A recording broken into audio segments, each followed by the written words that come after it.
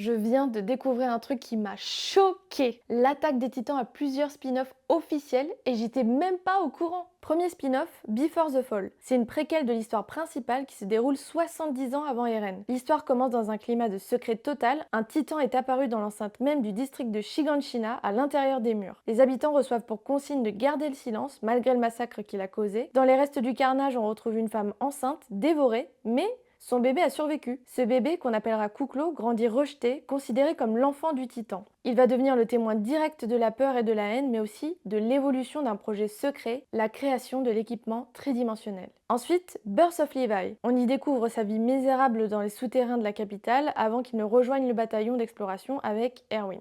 Lost Girls. Ce spin-off se concentre sur deux personnages féminins emblématiques de la série principale, Mikasa Ackerman et Annie Leonard. Lost in the Cruel World pour Mikasa est un récit onirique et introspectif qui explore les pensées et les motivations de Mikasa. Waltz in a Goodbye, quant à lui, suit Annie Leonard avant la 57e expédition extramureuse du bataillon d'exploration, alors qu'elle mène une enquête sur une disparition à l'intérieur du mur Sina. Allez, je vous en donne un dernier, Junior High. C'est un spin-off complètement décalé et humoristique. Les personnages de l'œuvre originale sont ici des collégiens. L'humour vient de la transposition des enjeux dramatiques de l'œuvre originale dans un cadre scolaire absurde. Alors tu savais toi que l'Attaque des Titans avait plusieurs spin-offs?